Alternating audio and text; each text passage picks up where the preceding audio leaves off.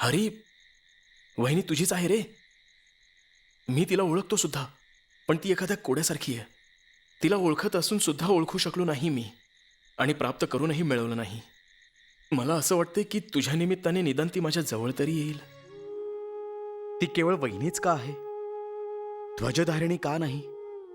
पुरुषाला साहस कुठून मिळावं? तरुणांमध्ये नवीन उत्साह कसा भरायचा? त्यासाठी एका स्त्रीची आवश्यकता आहे. हो, स्त्री. ती देवी असावी, चंडिका असावी. ती मायावी स्त्री घरातच बंदिस्त का? तूच ती प्रेरणा का होत नाहीयेस वहिनी? काही दिवसांसाठी माझा विचार स्वतःपासून दूरच ठेव. तू या दिवसात हरिप्रसन्नाच्या इच्छेनुसारच वाग. असं समज की मी जणू नाहीच आहे. हरिप्रसन्नाच्या व्यक्तिमत्वात ती गोष्ट आहे, पण तो तिला प्रेमाने खतपाणी घालतच नाहीये. दुसरं पत्र हरिप्रसन्नाला दे. तुझं श्रीकांत. हरी, जग आपल्याला हवं तसं नाहीये. त्याला मारून ठोकून सांभाळणं आणि सुधारावंही लागतं. ज्या मार्गावर तू चाललंयस त्यावर रिव्हॉल्वर तर फक्त एक शॉर्ट कट आहे. रिव्हॉल्वर तू फेकून दिलंस असं कळलं तर मला आनंदच होईल. तेव्हा मला कळेल की हरिप्रसन्नने स्वतःला ओळखलं.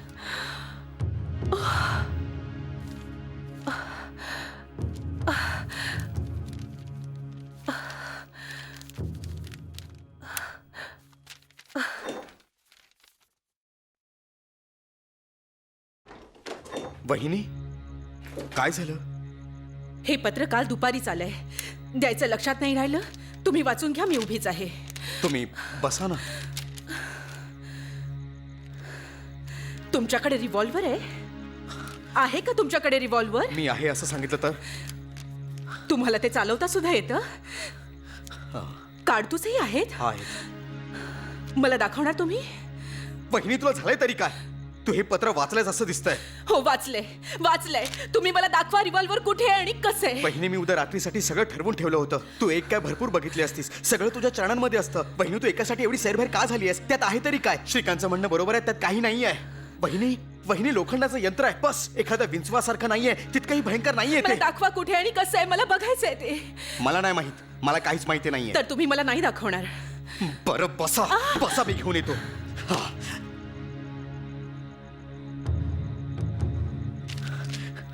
ही काडतूसं यात कशी भरतात?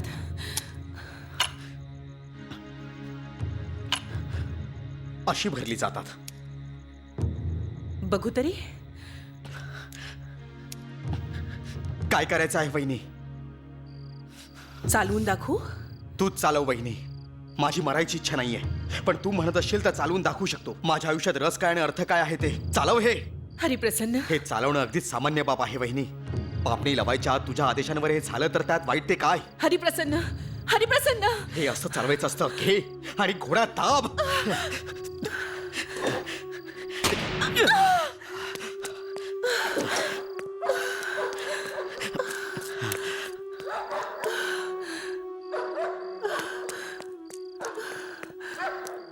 काय झालं वहिनी? घाबरलीस का? हो, घाबरले. द्या, हे मला देऊन टाका. असं कसं म्हणतेस तू वहिनी? तू एखादी वस्तू मागशील आणि मी नकार देईन? हे कदापि शक्य नाही. पण हे मी तुला नाही देऊ शकणार. बरं, ठीक आहे. पण याआधी हे वचन द्या की आज नंतर कधीही हा खेळ तुम्ही खेळणार नाही. ऐका, मी तुम्हाला सांगतेय, आजच्या नंतर कधीही हे काम करू नका. ठीक आहे, नाही करणार. हरिप्रसन्न संकटाला हसत राहू शकतो, पण सहानुभूतीसमोर मात्र तो भयभीत होतो. सुनीता, तू जा. कुणाचाही सल्ला त्याला सहन होत नाही. तो बहुधा ही गोष्ट मान्य करू शकत नाही की त्या रिव्हॉल्वरमध्ये त्याच्या मनाचे बंध जुळले आहेत. पण ते बंध जर कुणाला कळले तर कुणी विरोध का बरं करणार नाही?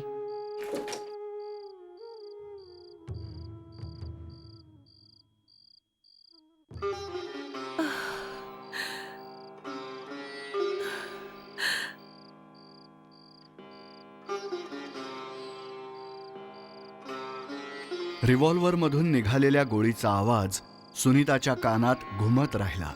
या आवाजाच्या प्रत्येक लहरीसोबत नवीन प्रश्न तिच्या मनात येऊ लागले. हरीचं हे कसलं आयुष्य आहे ज्यात सर्वस्व गमावणं म्हणजेच सर्व काही असं मानलं जातं, जिथे सर्वात मोठं आकर्षण म्हणजे माया मोहापासून दूर होणं हेच आहे. सुनीतानं या नवीन सत्याच्या शोधात सहभागी व्हावं की त्याकडे पाठ फिरवावी? श्रीकांतने आपल्या पत्रात लिहिलेली सूचना मान्य करून तिनं आपली ओळख पुसून टाकावी का? परिस्थिती तिला जिथं घेऊन जातेय त्याच दिशेनं तिने जावं का? काय योग्य आहे, काय अयोग्य, धर्म कोणता, अधर्म कोणता?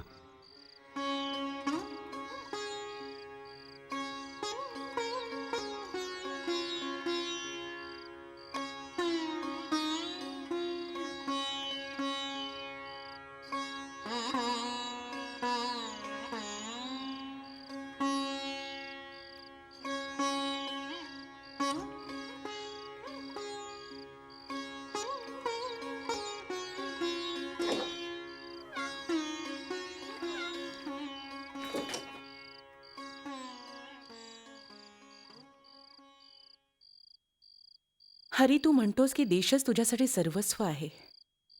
व्यक्तीचं अस्तित्व नगण्य आहे. कदाचित तुझं योग्यही असेल, पण देश माझ्यासाठी निर्गुण आहे. मला तो दिसतही नाही आणि मला तो जाणवतही नाही. माझ्यासाठी खरं तर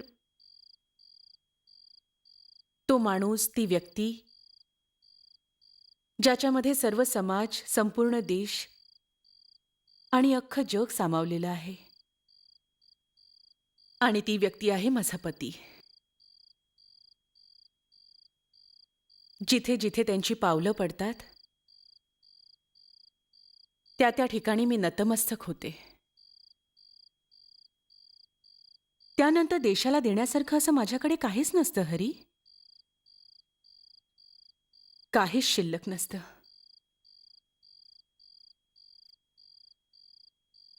मी उद्या येणार नाही हरी. हरी, मी उद्या तुझ्यासोबत येणार नाही.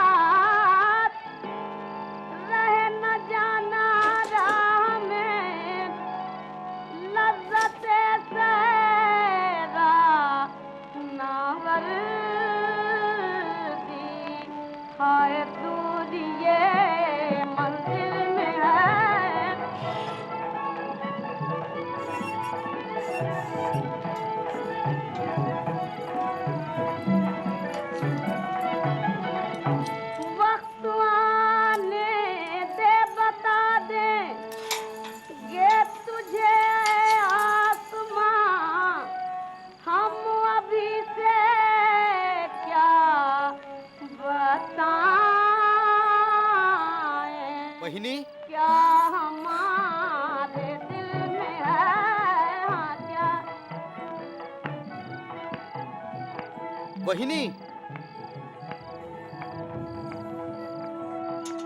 वहिनी, वहिनी,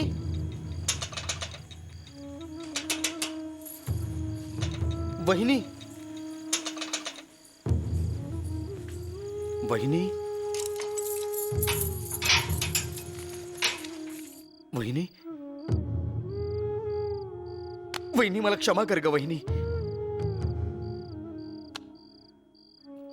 मला जावंच लागलं वहिनी, मला जावंच लागलं. तू झोपली नाहीस? रिव्हॉल्वर मला देऊन टाका, मी ठेवीन सांभाळून. वहिनी ही तुझ्या कामाची वस्तू नाहीये. तू तर हिला स्पर्शही करू नयेस. यात काडतुसं देखील आहेत. मग काढून घ्या काढतूस आणि देऊन टाका मला.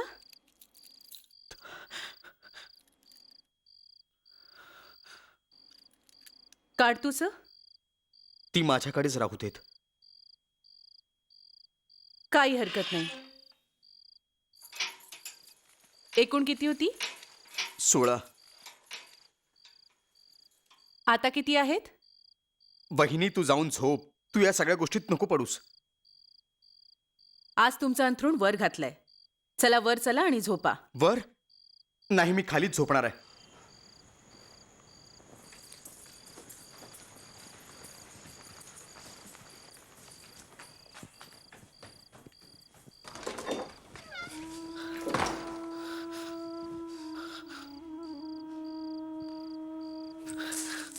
हरिप्रसन्नचा डोळा आता लागेल का?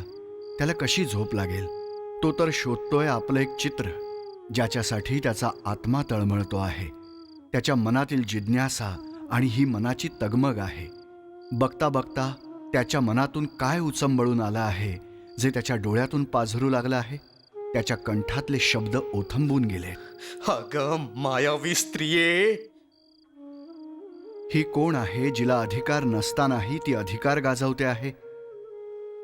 ती एकाची पत्नी आहे, मग ती दुसऱ्याची कोण आहे? ही नक्की कोण आहे जी निसंकोच आहे, निर्मळ आहे?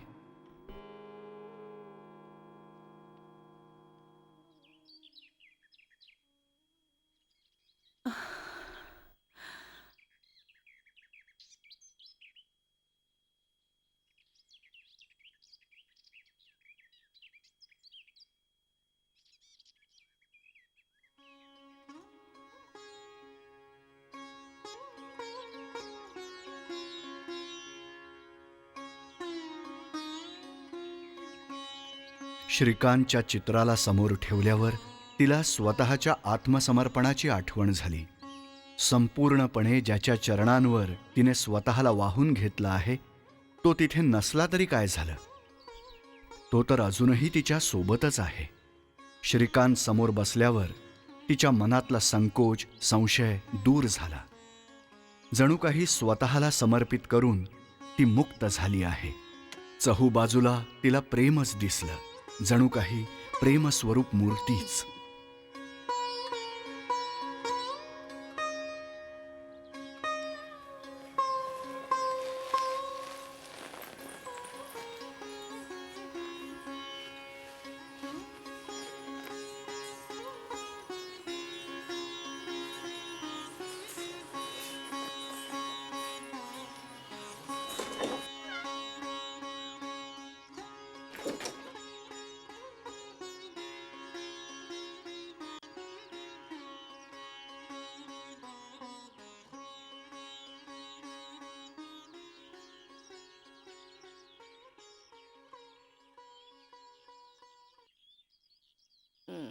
सुनीताच्या मनात या व्यक्तीसाठी प्रेम नाही असं म्हणता येणार नाही.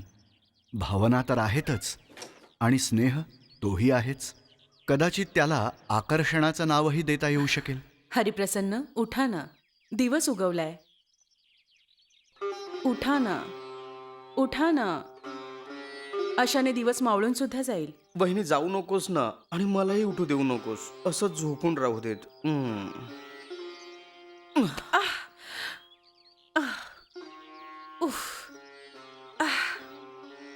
ठीक आहे, तुम्हाला झोपायचंय तर झोपून राहा. सगळं जग जागं झालंय आणि तुम्ही अजूनही झोपेतच आहात. मला विचारायचं होतं की आज रात्री मला यावंच लागेल का? विचार करा हरिप्रसन्न. चल म्हणालात तर येईन मी. तुमचं म्हणणं टाळता कसं येईल? पण खरंच माझं येणं आवश्यक आहे का? वहिनी, तुम्हाला इच्छेविरुद्ध यायला नको आहेस, पण तुला भीती वाटते हेही मला पटत नाहीये. आणि तू समर्थ नाहीस हेही असत्य आहे. मग हे कळत नाही आहे की असं काय कारण आहे ज्यामुळे तू या मार्गापासून दूर जाऊ इच्छितेस? ऐक, मोक्षाचा तोच एक मार्ग आहे. मी पळून जात नाहीये. आणि पळायचंही कशासाठी? संकटाचा सामना करणं ही फक्त पुरुषांची जबाबदारी आहे का? असं नाहीये. असं मानणं स्त्रीत्वाचा अपमान करण्यासारखं आहे. आणि आपले अधिकार पुरुषांच्या अधिकारांपेक्षा कमी आहेत असं मानणारी तू कोण आहेस? तू का पळशील? हा माझा हक्क आहे की मी तुझ्याकडून स्फूर्तीची अपेक्षा करावी, स्नेह मागावा.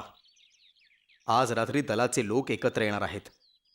मी त्यांना जाऊन हे सांगू का की ज्या स्त्रीला मी देवी माता मानत होतो ती केवळ एक सामान्य संसारी गृहिणी आहे? मी देवी माता कशी काय झाले? मला तर फक्त चूल पाणी करता येतं, म्हणून तुम्हाला जेवण रांधून खाऊ घालते. माझं हे संसारी रूप तुम्ही माझ्यापासून वेगळं कसं करू शकाल? राहू दे वहिनी, नियती कोणाला कळली आहे? भारताला स्वतंत्र व्हायचे आहे आणि ते कोणीही अडवू शकत नाही.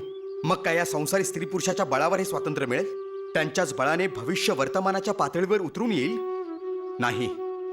काही लोक घराच्या चौकटी ओलांडून समोर येतील. ते लोक तळहातावर शिर घेतील, भिडेही बाजूला ठेवतील. ते लोक आपल्या घरात बंदिस्त राहणार नाहीत. ते या जगात राहतील, सुखाला त्यागून संकटाला आपलंसं करतील. मला माहिती असं होईल. असे लोक बाहेर येतील, कारण मला माहिती आहे की भारत स्वतंत्र होणार आहे.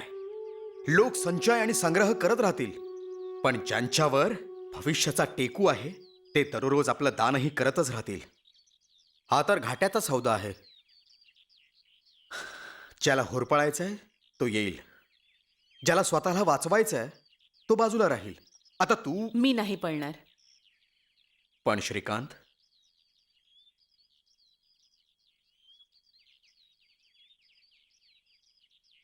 मी नक्की येईन. सारं काही मागे सोडून माझ्यासोबत चल आणि संसार सोड असं मी नाही सांगणार, पण उद्या वेळ पडलीस तर सर्व काही सोडू शकशील? बोल. म्हणजे आपण सकाळपर्यंत परत येऊ शकणार नाही का? तुला हवं असेल तर नक्कीच परत येऊ, पण जर येऊ शकलो नाही तर? मग मी येणार नाही. नाही येणार. मग तू येऊच नकोस. तू इथेच राहा. मी तुला बोललो होतो, तू ती नाही आहेस. तू इथेच राहा आणि सुखाने राहा. हे तुम्ही काय म्हणताय हरिप्रसन्न?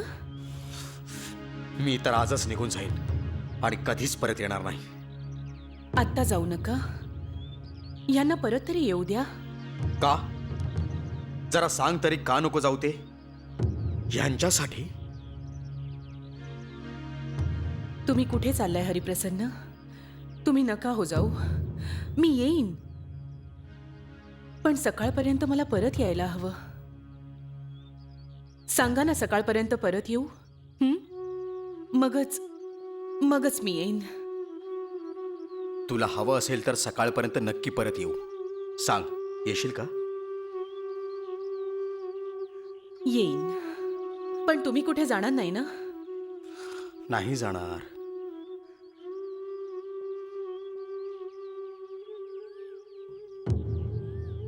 हे नक्की कोण आहेत? हरीला ह्यांचा उल्लेख जराही आवडला नाही, पण सुनीतासाठी मात्र तिचं सर्वस्व म्हणजे हेच आहेत. आपल्या ह्यांच्याशिवाय तिचं एकही पाऊल इकडे तिकडे पडूच शकत नाही. तिने जणू ह्यांना हृदयात सामावून घेतलं आहे.